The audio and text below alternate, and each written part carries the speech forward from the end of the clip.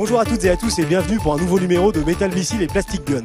Il y a quelques semaines de cela a eu lieu une journée presse du jeu Eddie Jouet à la Défense et on est allé voir là-bas des jouets qui envoient du bois.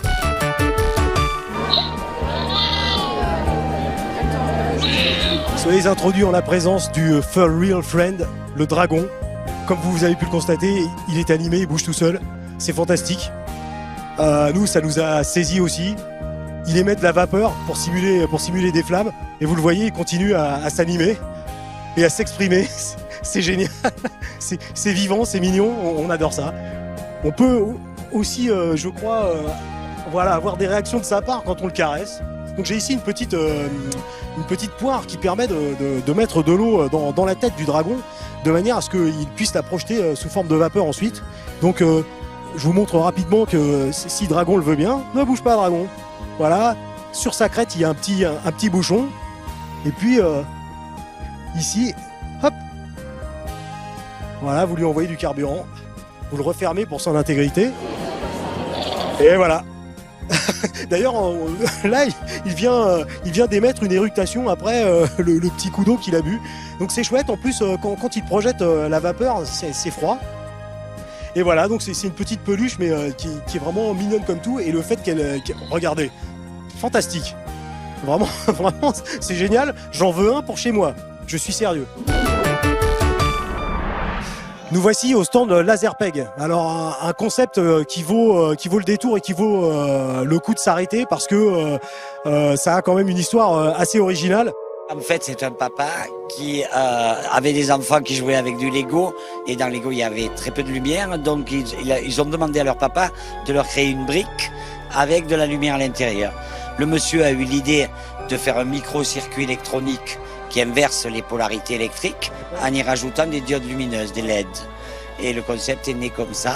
Et puis petit à petit, s'est développé un jeu de construction qui permet aux enfants de se raconter une autre histoire avec la lumière. Alors conceptuellement, il y a quelque chose qui me vient maintenant et qui a l'air vraiment très intéressant, c'est la connexion entre les briques. C'est-à-dire que je suppose que la source d'énergie est centrale et quelque part.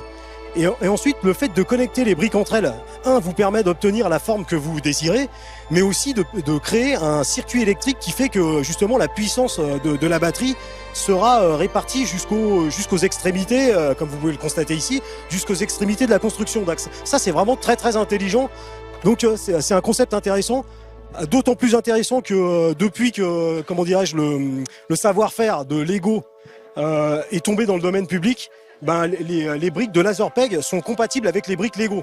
Donc là vraiment il n'y a plus aucune limite à la créativité et à la modularité puisque vous pouvez parfaitement mixer des briques de différentes marques pour obtenir ce que vous désirez. Nous voici au stand Clément Tony qui nous a aussi interpellés parce que on y trouve un cyber robot programmable. Donc comme vous pouvez le constater sur la boîte, il y a des possibilités Bluetooth. Ça laisse donc supposer que le robot peut être commandé à distance. Donc déjà ça c'est très intéressant. C'est ça exactement, c'est un produit où on a différentes activités. La première des choses, c'est de détacher tous les composants. Il va falloir construire soi-même ce robot. Donc c'est forcément un ensemble plastique, mais pas seulement. Vous avez 2 moteurs à l'intérieur, vous avez un haut-parleur, vous avez un dispositif Bluetooth et vous avez l'ensemble à monter convenablement avec les LED, avec les roues, pour qu'ensuite on puisse jouer avec ce robot. On va pouvoir le programmer de 2 manières différentes. La première des manières, c'est une programmation qui est manuelle. Donc on va mettre le curseur sur manuel, on va ouvrir le programme et demander au robot à se déplacer vers l'avant, à tourner, à émettre du son, etc. On ferme le programme et on le met en route. Donc les plus anciens, je pense, se voient rappeler le système du Big Track qui était chez MB il y a peut-être 25 ans, 30 ans. Et il y a une deuxième fonctionnalité importante, donc le Bluetooth. Vous avez une application qui est gratuite, qui est téléchargeable. Vous l'installez sur votre tablette ou sur votre téléphone et vous allez pouvoir appareiller le robot avec votre téléphone par exemple. Vous ouvrez donc cette application et vous allez pouvoir soit vraiment commander en temps réel donc le robot, le faire avancer, le faire tourner, déclencher des sons et des lumières, soit le programmer. Et là où c'est intéressant, c'est qu'on peut prévisualiser le parcours sur l'écran, on peut le corriger. On peut ensuite lui demander de le faire et le robot va réellement suivre le chemin qu'on lui a indiqué en incluant les effets sonores et lumineux.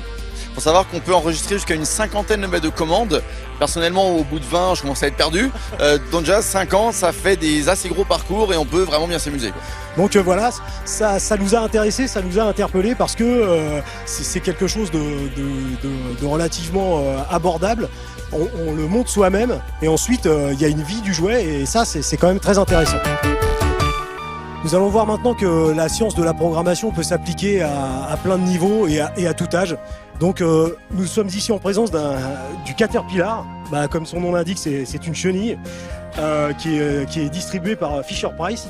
Et le concept est très intéressant parce que c'est une chenille dont vous pouvez programmer le parcours. L'enfant a la possibilité de séparer les 9 modules du Caterpillar qui indiquent chacun une fonction. Donc là éventuellement une lumière, avancer tout droit, tourner à gauche, tourner à droite, aller tout droit.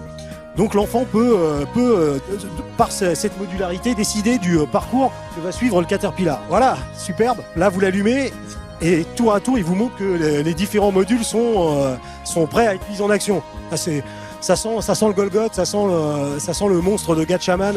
Ouais, ça me fait penser un peu dans le générique de Gatchaman, on voit une espèce de chenille qui peut séparer ses éléments et attaquer de nouveau. C'est un gimmick très utilisé dans les dessins animés japonais, donc ce jouet a parfaitement sa place dans Metal Missile et Plastic Gun, je l'affirme. Voilà, et c'est parti. Comme vous pouvez le constater, la lumière de chaque fonction s'illumine tour à tour pendant que le Caterpillar accomplit le trajet programmé.